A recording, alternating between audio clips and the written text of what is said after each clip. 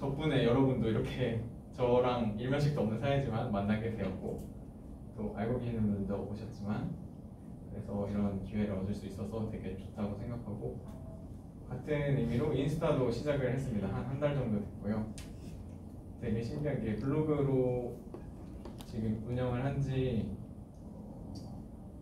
거의 9달, 7, 8달 됐는데 인스타는 퍼지는 게 빠르잖아요. 그래서 한 달 만에 지금 3만 명이 넘게 올린 걸 봤더라고요. 그래서 인스타의 힘도 대단하지 않나. 그래서 마케팅을 그렇게 해야겠다라고 생각을 했고 그리고 어쨌든 이게 모두 생산자의 역할을 하려고 하는 것들인데 임대인으로서 만약에 제가 가진 집에 지금 살고 있는 분들이 뭐 한 명이 살 수도 있고 가족이라면은 3명, 4명도 살고 있으니까 만약에 집이 5개 있으면 10명 이상한테 어쨌든 주거를 제공하고 있는 거잖아요. 그러니까 그렇게 제공하는 만큼 세금도 내고 수리비도 들고 하면서 그거의 대가로 시세 차익이나 뭐 월세나 이런 거를 내가 받는 그런 리스크를 가짐으로써 수익을 얻는 그런 임대인으로서도 생활을 하고 있고요. 그리고 에어비앤비는 제가 쬐끄맣게 하고 있는데 오늘 아침에도 청소를 하고 왔어요. 세실을 하셔갖고 그래서 열심히 청소기 밀고 이불 갈고 그러고 왔는데 저것도 월 현금 흐름을 좀 더 해보고자 하고 있는 거거든요. 그래서 한번 같이 써봤습니다. 그리고 저희가 돈을 벌고 투자를 하고 하는 것들은 모두 다 시간으로부터의 자유, 돈으로부터의 자유라고 하는데 경제적 자유라는 말이 되게 유행했었잖아요. 한 2, 3년 전부터. 그 전에도 당연히 있었던 말이지만 약간 돈을 추구하는 거를 조금 더 돌려서 덜 거부감 들게 표현하는 방법이라고 생각하거든요. 그래서 돈으로부터의 자유를 얻고 싶어서 모든 것을 하고 있고 이런 거를 학교에서는 잘 가르쳐주지 않으니까 그거가 아쉽더라고요. 그래서 저처럼 뭐 알려주려고 하는 분들은 다 그런 취지로 시작을 하시는 것 같아요. 네. 돈으로부터의 자유를 얻게 되면 시간도 내 마음대로 쓸 수 있지 않을까 그런 삶을 살고 싶어서 살고 있습니다. 제가 어떻게 투자를 시작한지 간략하게 말씀드릴 건데요. 일단은 저는 2020년 12월에 처음으로 계약을 했어요. 그래서 지금으로부터 한 3년, 거의 3년이 돼가는 기간인데 관심을 가진 거는 여름이었고요. 그래서 책도 읽어보고 청약 강의도 들어보고 했는데 마침 회사에 이제 사무실에 같이 일하시는 분들이 다들 집을 사시는 거예요. 근데 집을 샀는데 3달 만에 뭐 3천만 원, 5천만 원이 올랐다.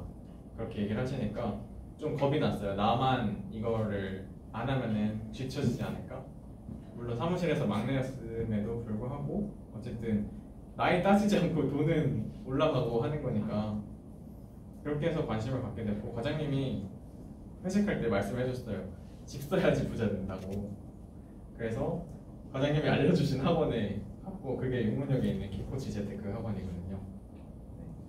그래서 거기서 어떤 걸 사야 될지를 궁금하니까 그때 대전 분석해주는 강의를 들었고 그런 다음에 이제 부지런하게 돌아다녀서 계약을 했습니다. 근데 그래프를 보시면 이게 대전 집값이 이 위에 게 매매 가격이거든요. 그래서 보면은 2019년까지는 거의 7년 동안 아예 안 올랐을 거예요. 제가 대학교 다니면서 한번 집값을 봤었던 기억이 나는데 학생 때 계속 똑같으니까 이거 뭐 취업하고 결혼하면 사면 되지 않나 그렇게 생각을 했는데 어느새 회사 입사하고 좀 적응하다 보니까 정신 차렸는데 집값이 2배가 돼 있는 거예요. 4억으로 뭐 더 그 이상 간 데도 있고. 그래서 제가 처음으로 샀던 게 4억쯤에 여기서 샀어요 집을. 그리고 근데 3달 만에 1억이 오르는 거예요. 잔금을 치르기 전에. 그래서 이게 돈 버는 방법이구나. 내가 회사 다니면서 3년 동안 5천만 원을 쓸 거 안 쓰고 모았는데 너무 무의미하게 느껴지기도 하고 그래서 이게 내 살 길이다. 회사는 별거 아니다 라고 생각을 해서 그때부터 열심히 어떤 집을 살지 계속 더 찾아봤어요. 그래서 1년이 지나니까 그게 또 1억이 올라서 6억을 넘었었는데 지금은 물론 다시 한 4억 중반 이렇게 왔거든요. 그래서 그 처음에 집을 사자마자 집값이 오른 게 그때는 좋은 일이었지만 어떻게 보면 안 좋은 일이었던 게 좀 무리하게 투자를 하게 됐어요. 그래서 3년이라는 기간 안에 좀 남들보다는 더 많이 건수를 저질렀던 거고, 대신 이제 그걸 또 나쁘게만 볼 수 없는 게 그걸로 인해서 많이 배웠다 라고 위안을 좀 삼아보고 그런 경험들을 나누고 싶어서 네, 이렇게 모집을 해보게 됐습니다.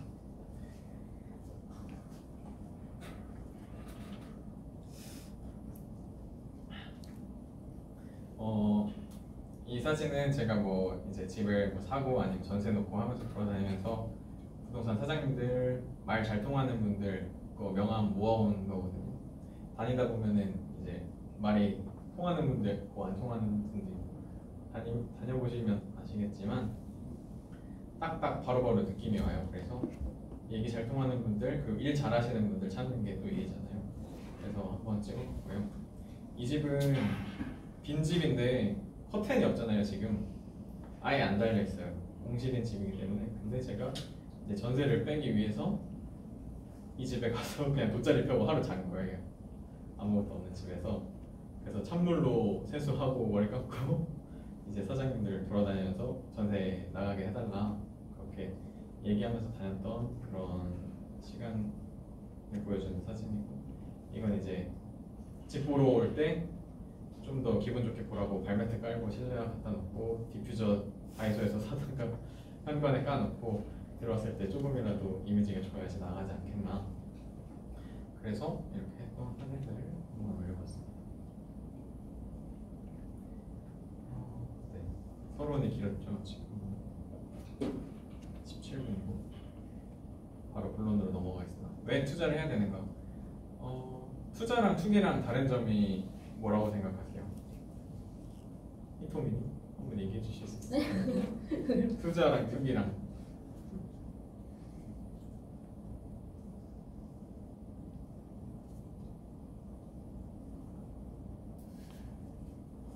너무 어려워요. 저도 이거를 얘기하려고 찾아봤는데 그렇게 투기에 대한 정의가 그렇게 명확하진 않아요. 그냥 너무 짧은 시간에 정말 돈 차익만을 위해서 투자를 하면 투기다 이렇게 하고, 뭐 예시로 드는 게 네덜란드 튤립 그 뿌리 사고 팔고 이런 거를 예시로 드는데 제가 생각하기에는 내가 하면 투자고 남이 하면 투기다 그렇게 봐도 되지 않나. 왜냐면 주식도 투자를 뭐 해보셨겠지만 우리가 명목상으로는 기업의 동업자가 되고 뭐 기업을 사서 같이 운영하고 이런 느낌이라고는 하는데, 그렇게 투자하는 사람보다는 이제 잠깐 좋을 때 팔고 해서 돈 벌려고 하는 거고, 또 가치 투자라 해서 길게 묵히는 투자도 있지만 오늘 샀다 오늘 파는 투자 방법으로 투자하는 사람들도 있잖아요. 그거 보면은 투자랑 투기를 구분하는 거는 크게 의미는 없다. 그러니까 좀 더 하루라도 빨리 그냥 정신 차리고 돈 버는 거에 집중하는 게 낫지 않나 생각을 합니다. 그래서 재산을 모으고 싶으면 저축을 해야 되고, 근데 그거를 불리고 싶으면 투자를 해야 된다라고 생각을 하고요. 이 표만 보셔도 86년부터 2023년까지 이제 집값을 그 KB은행에서 지수로 해갖고 만든 표거든요. 그래서 보시면은 여기가 100이고요. 지금 430 정도거든요. 그러면은 어쨌든 적어도 4배 이상은 올랐다는 거니까. 근데 이게 왜 오르냐? 그것은 통화량이 증가하기 때문인데요.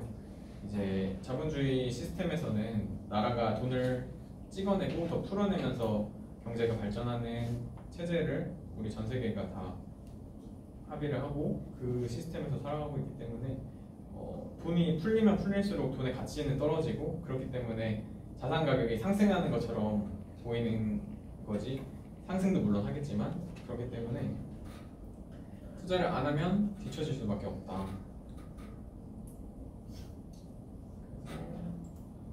간단히 보여드리면 김밥천국에 김밥이 그냥 김밥이 1,000원이던 시절이 있었잖아요. 지금은 2,500원이면은 비싸지 않다고 저는 느끼거든요. 그리고 뭐 짜장면만 보더라도 10년 전에만 봐도 4,300원이 평균 가격이었다고 해요. 기억이 안 나는데 지금은 6,400원인데 보통 7,000원, 6,000원 많이 하죠. 그리고 이게 아니라도 화폐 가치가 2003년부터 2020년까지 17년 동안 풀린 게 돈이 3배가 늘어났대요, 시중에. 그래서 내가 2003년에 1억이 있던 사람이면 2017년에 3억이 있어야 본전인 거지, 그거보다 적게 가지고 있으면 나의 돈은 줄어든 거나 마찬가지다. 그렇게 생각하면은 저축만 해서는 답이 없다는 거를 여러분도 느끼실 거예요. 그리고 좀 더 극단적인 건데, 서울 집값은 36년 동안 통계를 봤더니 26번 상승했고 10번 떨어졌대요. 그래서 몇 퍼센트 올랐나가 써있는 건데 잘 안 보이시죠? 작가서 90년도에 37%가 올랐대요, 한 해에. 그리고 노무현 김대중 때 19%, 30%가 올랐으니까 2년 만에 50%가 오른 거죠. 그리고 이번에 문재인 정부 때도 13%, 16%가 올랐고, 여기도 13%니까 좀 오를 때는 많이 오르고 떨어질 때는 2%, 3%, 0.4% 이렇게 떨어져요. 그러니까 하락론을 주장하는 사람들도 있는데 그 사람들 말이 맞을 때도 당연히 있겠죠. 그렇지만 올라가는 걸 받아들이고 아무리 뭐 인구가 준다 이런 얘기를 해도 내가 살아남을 틈을 생각해야지, 떨어질 걸 생각하면은 부자 되기는 어렵다라고 보시면 되겠습니다. 이 표는 경기도 30평짜리 아파트 가격인데 2003년에 2억이었고 지금 2020년에 4.6억인데 경기도 30평짜리 지금 5억에 살 수 있는 데 거의 없잖아요. 아마 이거보다 더 올라서 6억, 7억까지 갔다가 아마 한 6억대로 보시면 될 것 같은데, 그 사이에 노동자 연급여는 물론 이것도 2배 오르긴 했어요. 근데 2배 올랐지만 이걸 저금해서 몇 억이 올라버린 걸 따라잡기는 어렵다는 거죠. 그래서 예를 들면 음마아파트 대치동에, 강남의 대치동 음마아파트가 30평이 4천만 원이었대요, 시세가. 근데 지금 어젯밤에 보고 왔는데 22억, 23억 하더라고요. 그렇다면 이제 왜 집을 사야 되는가? 장점은 3가지라고 간략히 정리를 해봤는데, 일단은 주거 안정. 내가 이사를 가고 싶을 때 집을 사고 팔고 이사 갈 수 있는 사람은 집 주인이고, 세입자는 이제 2년 계약이 끝나면은 나가라고 하면 나가야 되고, 아니면은 중간에 내가 집을 옮기고 싶어도 뭐 새로운 세입자를 구해놔야 된다던가, 아니면은 제약이 많잖아요. 근데 이제 그거를 내가 하고 싶을 때 할 수 있다라는 장점이 있겠고요. 화폐와 가치 하락 방어는 방금 말씀드린 것처럼 그 돈의 가치가 떨어지는 거를 자산을 가지고 있으므로 방어를 할 수 있고, 거기에 더 나아가서 집값 상승에 대한 차익도 기대를 해볼 수 있다. 집값이 떨어지면은 집을 살려고 하는 사람은 없을 거잖아요, 떨어지는 재화에 대해서. 그리고 주거비용 절약은 월세, 전세 자금 이자 안 낸다는 건데, 사실 우리가 집을 사더라도 대출을 끼고 사지 내 돈으로 다 모아서 사는 사람은 없잖아요. 거의 없잖아요. 그렇기 때문에 만약에 3억을 빌려서 한 달에 200만 원씩 원리금이 나간다. 그러면 내가 집을 사지 않았으면 100만 원, 150만 원 저금했을 텐데 이제 그거보다 더 과하게 저금을 하기 때문에 뭐 강제 저축하는 효과도 있다. 이렇게 적어봤습니다.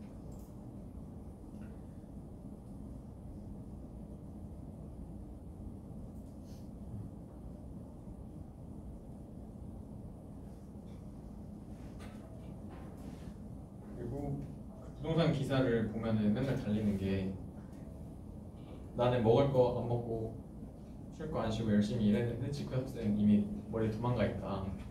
그런 기사들이 많이, 그런 댓글들이 많이 달리잖아요. 그리고 연예인 건물 투자했다는 기사 보면 거의 다 악플밖에 없어요. 그렇지만 부자가 되고 싶으면 부자를 따라해야 된다. 그렇기 때문에 이 사람들이 돈이 많은데 왜 건물을 사고 땅을 사는지 생각을 하고 따라하면 좋지만, 생각 안 하고 따라만 해도 남들보다 더 잘 살 수 있다 라고 생각을 하고, 내 집에 없는 부자는 없듯이요. 그리고 이거는 개들이 양동이에 담겨있는 모양인데요, 제가 집을 사고 싶은 사람들이 아니면은 살려고 하는 사람들이 하지 말라고 말씀드리는 게 무주택자나 아니면 주변에 집에 관심 없는 사람들한테 물어보지 말라고 하거든요. 왜냐면 집을 안 샀다는 거는 관심이 없으니까 아는 것도 없다는 거고 그리고 이게 크랩 멘탈리티라고 해서 개 정신이라는 거예요. 그래서 양동이에서 개가 나가려고 하면은 같이 도와주고 해서 빠져나가는 게 아니라 끌어내리기만 하는 거죠. 그래서 아무리 뭐 친한 친구고 좋은 사람이어도 너가 잘 되는 거는 약간 나한테는 마이너스인 거잖아 어쨌든. 그래서 그거는 좀 안 하셨으면 좋겠다고 생각해서 여기다 넣어봤습니다. 다시 돌아가서 내 집 마련이랑 투자 중에 무엇부터 해야 되는가? 사실 답은 없는 주제예요. 왜냐면 사람마다 상황이 다르고 성향이 다르니까. 그래서 중요한 거는 일단은 시장에서 뛰어들어서 경험을 하는 거라 생각하고요. 일단은 아직 투자에 대해서 생각이 없으신 분들도 당연히 생각할 수 있는 건 내 집 마련이라고 생각을 하고, 내 집 마련을 하고 이제 집값이 오르는 걸 좀 체험을 해보고 그러면 이제 더 투자를 본격적으로 하지 말라고 하게 되는 상황이 오게 되죠. 제가 했던 것처럼. 그래서 내 집을 먼저 사고 이제 갈아타기만 해도 재산은 늘고, 근데 또 모은 돈이 그렇게 많지 않은 분들도 있을 수 있잖아요. 저가 5천만 원 모은 다음에 시작했다고 했잖아요. 그때 은행에서 추가로 대출을 받아가지고 시작을 하긴 했는데 투자부터 하는 것도 그렇게 나쁜 건 아닌 것 같아요. 왜냐면 지금 모아놓은 돈이 다들 다르니까요. 그래서 혹시 결혼하셨나요? 결혼은 아직 안 하셨고, 결혼을 하시면은 이제 부부가 살 집이 필요하잖아요. 그래서 실거주 한 채는 일단은 하고서는 더 돈을 모으고 남는 돈은 없죠. 더 돈을 모으고 그때 투자를 하셔도 될 것 같고, 진짜 본격적으로 하시는 분들은 보면은 아예 내가 살던 집도 내놓고 월세를 살면서 본격적으로 하시는 분들도 있는데, 지금은 그렇게 해도 벌 수 있는 돈이 많이 있을 거라고 기대가 되지 않기 때문에 그렇게 추천을 드리진 않지만 또 투자자들의 세계에서는 많이 얘기가 되는 부분이고요. 또 이 갈아타기를 하면 좋은 점이 세금 혜택을 줘요. 우리나라에서 돈을 보면 세금을 엄청 떼가잖아요. 근데 세금을 한 푼도 안 떼어가는 그런 종목이 있는데, 그게 내 집 한 채 가지고 그거 팔았을 때 세금은 우리나라에서 떼지 않거든요. 그거를 과세하지 않는다 해서 비과세라고 하는데, 그 비과세 혜택을 받는 게 전에 집값이 엄청 상승할 때는 그렇게 의미가 지금보다 크지 않았어요. 왜냐면 어떤 집을 사도 쭉쭉 오르니까 여러 채를 사서 그냥 팔아버리면은 그 이득이 더 크지, 한 채가 오른 거를 세금 안 낸다고 해서 이득이다 이렇게 생각하지 않았었는데, 지금은 좀 보수적으로 접근을 해야 되는 시기라고 생각하기 때문에 그냥 갈아타기를 해 나가면서 성장을, 재산을 불려나가는 것도 괜찮은 방법이라고 생각하고, 또 한 채씩 갖고 있는 부부가 결혼을 하면은 그 혜택을 또 똑같이 보게 해주거든요.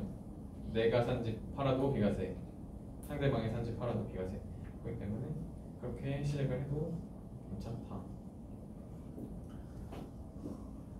속도 괜찮으세요? 괜찮아요. 네.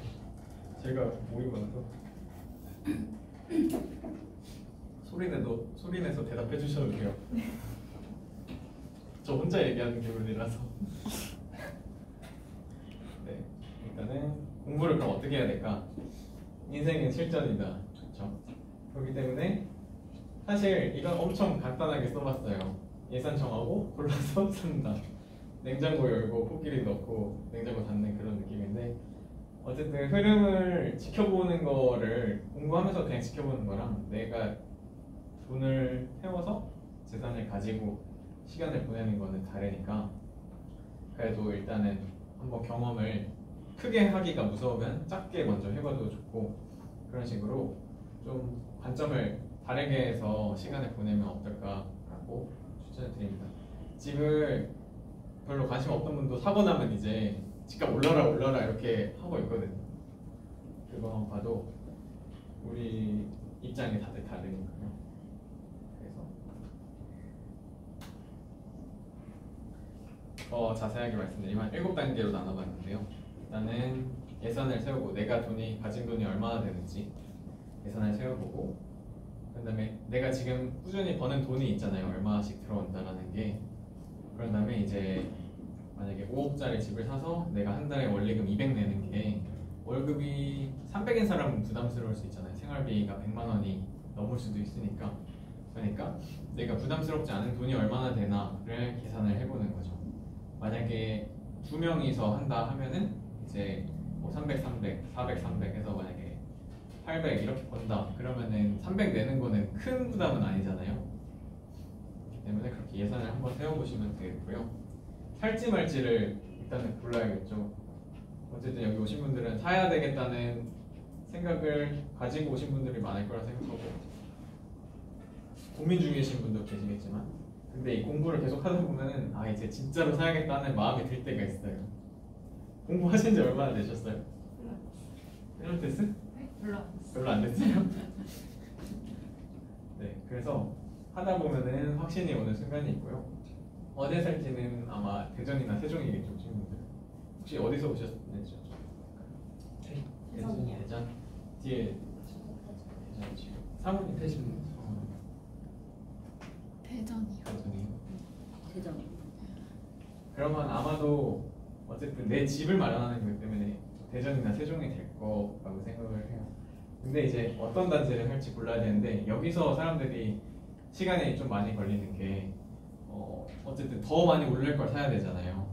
내가 안 올라도 그만이라고 말은 하지만 그렇기 때문에 단지를 고르는데 어떤 단지를 살지 공부하는 시간이 좀 많이 걸리는 것 같은데, 저는 되게 간단하게 그냥 어디서 살고 싶은지 생각을 해보고 내 돈에서 살 수 있는 것 중에 제일 좋은 데로 가면 된다고 생각하거든요. 대신 거기서 이제 하나의 단지에 꽂혀서 거기만 매달리지 말고 후보를 한 3개 정도 고른 다음에 거기 있는 매물들을 다 보고 내 돈의 집값을 맞추는 거예요. 그래서 A 아파트에 내가 4억이면 사겠다, 여기도 4억이면 사겠다, 여기도 4억이면 사겠다 하고 이제 입질이 오는 데를 사면은 나는 좀 유리한 위치에서 딜을 할 수가 있는 거죠. 왜냐면 집 파는 사람은 그 집 하나를 팔아야 되니까 내는 거고, 근데 나는 안 사면 그만 이거 다른 집 사도 되잖아요. 그렇기 때문에 내가 있는 입장에 그 우위를 이용하면 좀 더 마음 편하게 좀 더 싸게 살 수 있다.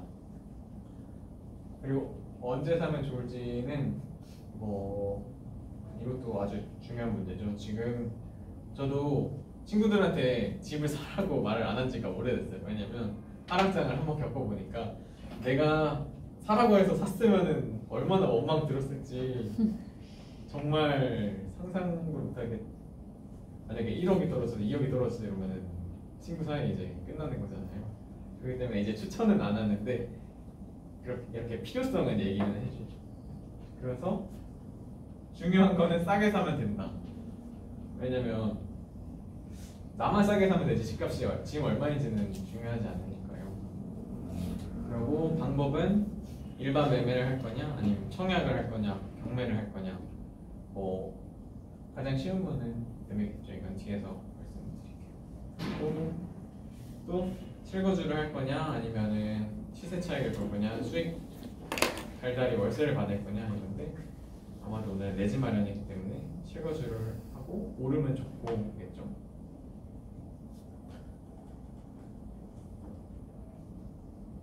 한 가지씩 말씀을 드려보겠습니다. 일단은 이거 어떤 상품인지 혹시 아세요? 디딤돌 대출이거든요.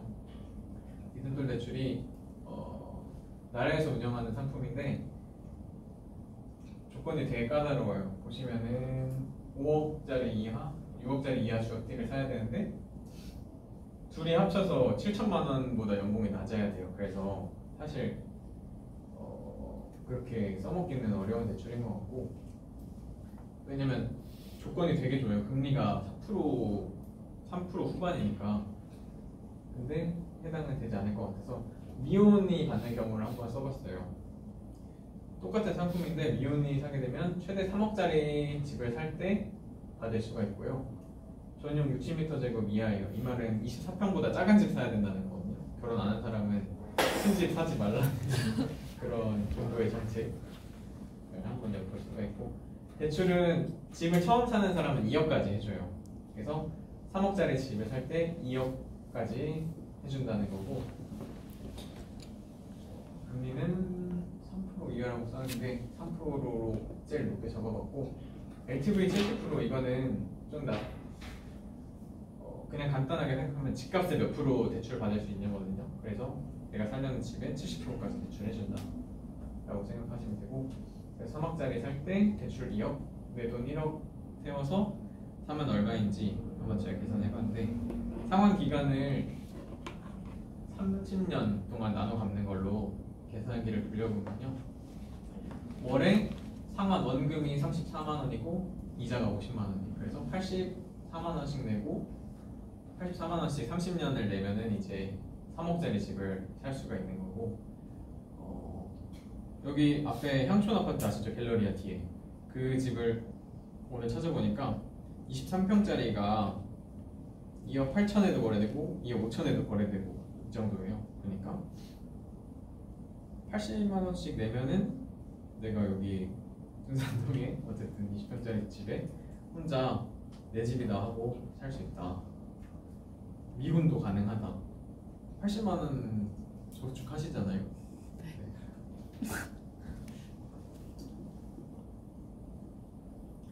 그리고 이거는 다들 많이 들어보셨을지도 모르는데, 특례보금자리론이라고, 원래 보금자리론이라는 상품인데 조금 더 조건을 좋게 해준다 해서 특례라는 이름이 붙었고, 올해에 이제 정부에서 운영하고 있는 제도고, 금리는 되게 비싸졌어요.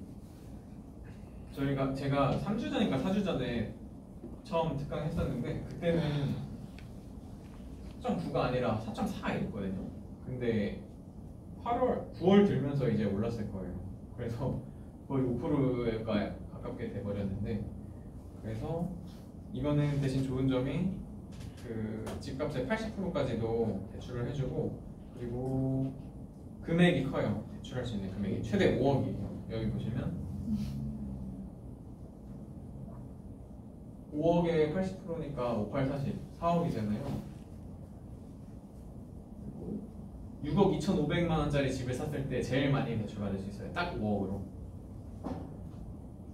그리고 내 돈 1억 2천 있으면 6억짜리 집을 살 수 있다. 똑같이 계산을 한번 돌려보면, 만약에 3억짜리 집을 샀을 때 80% 2억 4천을 대출받으면 4.8%로 계산했을 때 한 달에 내야 되는 돈이 130만 원이에요. 이 정도는 혼자서도 감당할 수 있지 않나 생각을 하고, 3억짜리나 5억짜리 집을 사더라도 한 달에 168만 원? 210만 원이거든요. 근데 금리를 좀 보수적으로 잡은 거, 금리는 사람마다 조금씩 달라질 수가 있고요. 그래서 둘이 5억짜리 집 얻어서 들어가면 210만 원이죠. 210만 원은 괜찮지 않나? 라고 저는 생각을 해요. 왜냐면 월세를 살든 전세를 살든 이자는 어차피 똑같이 나가는데, 아까 이 집을 산다 쳤을 때 만약에 2억 5천에 사요 집을. 그리고 80만 원씩 내요 한 달에.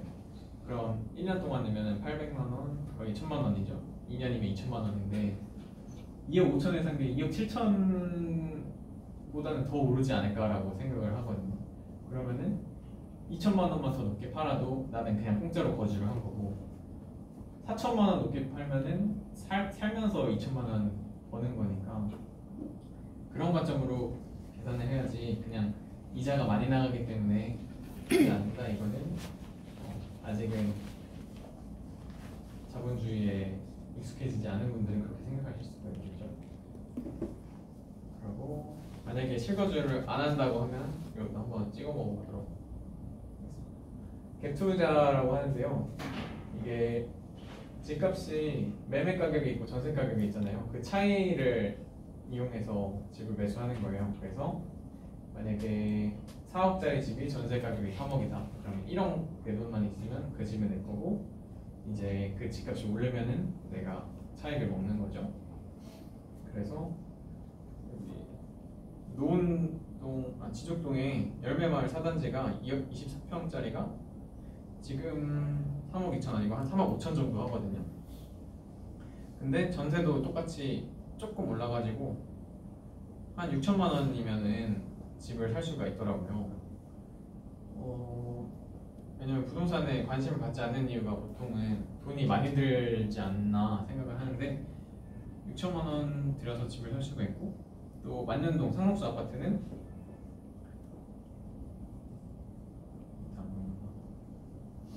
매매 2억 3천에 전세 1억 8천 해가지고 5천만 원만 있으면 살 수 있어요. 지금도 둘 다 조금씩 올랐거든요. 뭐 2억 5천에 2억 이 정도인데 5천만 원 넣고 2년 후에 5천만 원 벌면은 좋고, 그거보다 못 벌어도 되게 괜찮은 투자라고 생각을 하거든요. 여기는 대전이니까 이렇게 써놨는데 제가 실제로 투자를 했던 것 중에 집값이 1억 9천이고 전세가 1억 7천인 집이 있었어요. 전주에. 그래서 2천만 원 들여갖고 매수를 했는데 이제 2년이 지난 지금은 4천만 원 이상, 4천만 원 정도 오른 가격에 팔 수가 있어요. 그러니까 2억 2천.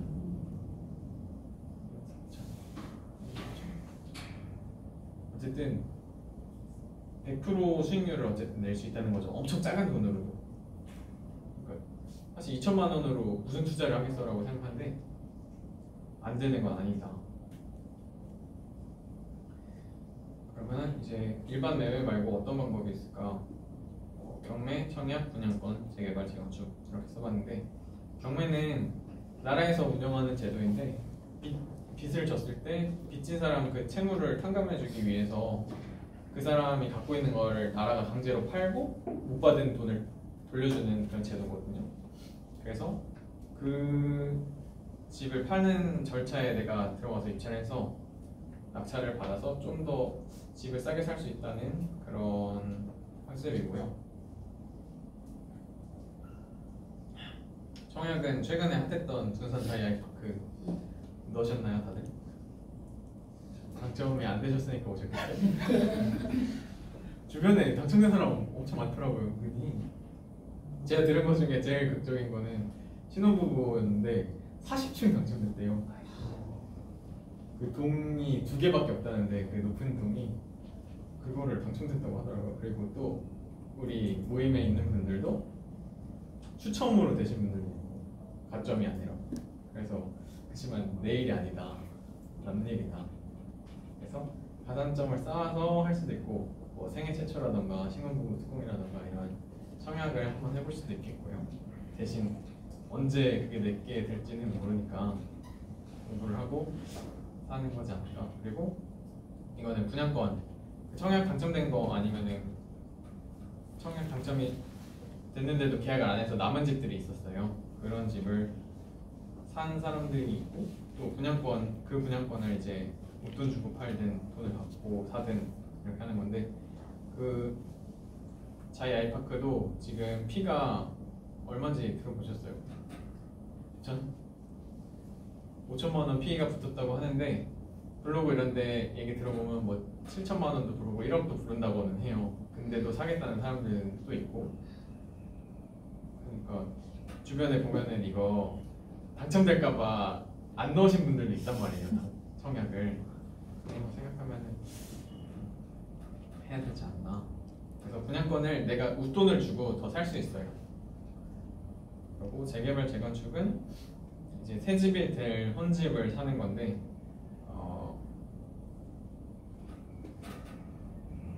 자이 아이파크도 그 전에는 썩은 오래된 집들이었고, 그 집을 이제 다 같이 새로 짓자 해서 올린 거고, 그 전에 집을 가진 사람들이 다시 주인이 되는 거잖아요. 그걸 미리 내가 사서 투자를 할 수 있다는 거. 갑자기 끝나버리네. 시간 다시 보고.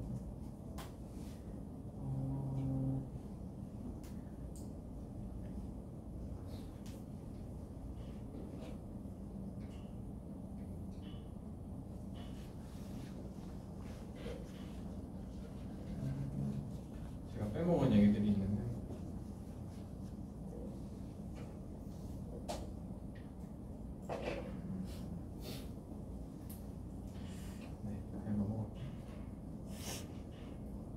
일단은 책 추천이고요. 이거는 그냥 투자 마인드에 대한 책들도 있고 그냥 부동산에 대한 책도 있는데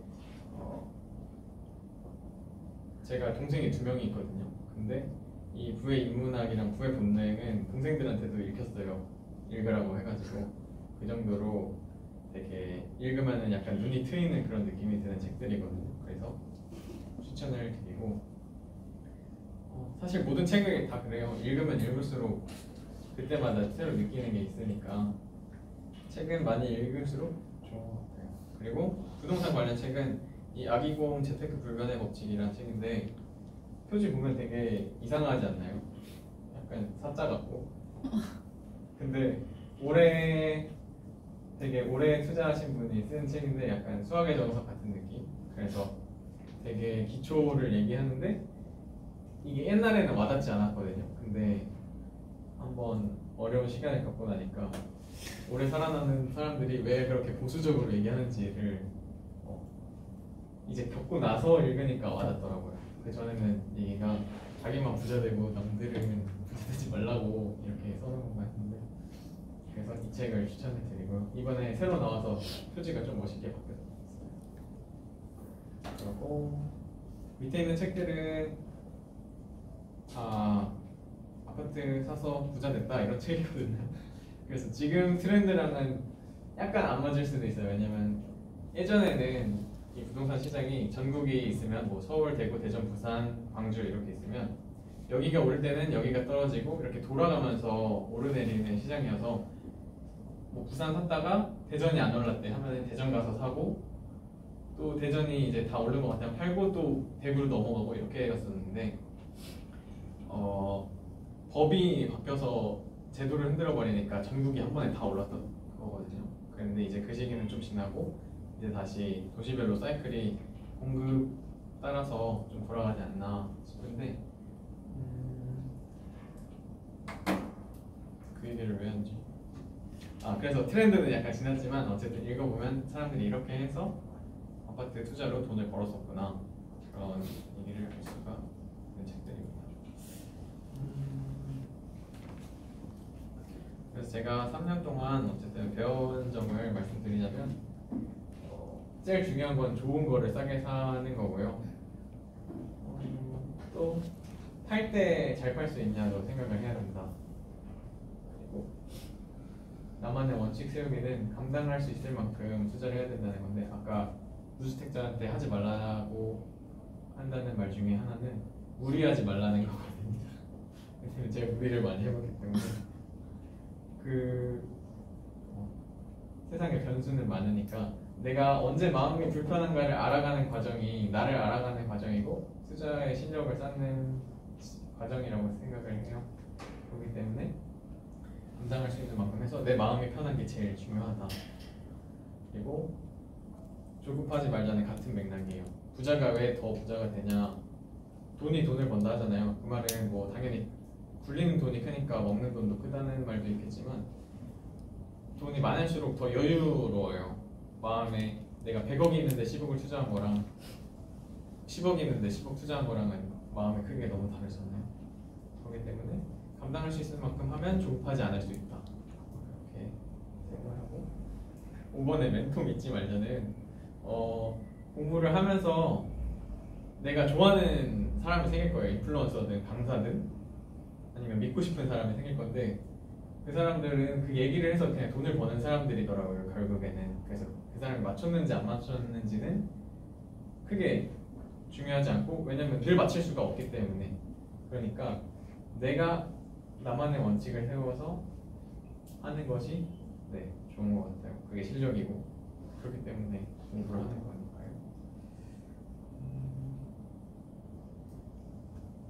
이게 어떤 영화에 나오는 건데 강한 놈이 오래 가는 게 아니라 오래 가는 놈이 강한 거라고 하거든요. 투자자들이 맨날 하는 말이 계속 시장에 남아 있어라, 떠나지 말라는데 그러면은 언젠가는 부자가 될 거다라고 얘기를 하거든요. 그래서 오늘 오셔서 들은 얘기가 어떻게 와닿으실지는 모르겠지만 조금 더 내가 움직이는 계기가 되어서 좋은 시작으로 삼아보셨으면 좋겠다는 생각을 하고요. 이상으로 약간 급한 감이 있지만 제 차례는 마치도록 하겠습니다. 감사합니다. 혹시 질문이 있으신가요? 없으시면 뭐 이따가 해도 되니까요. 네. 지금 3시 50분이니까 10분 동안 쉬도록 하겠습니다. 다음 윤 과장님 강의 하시도록 할게요.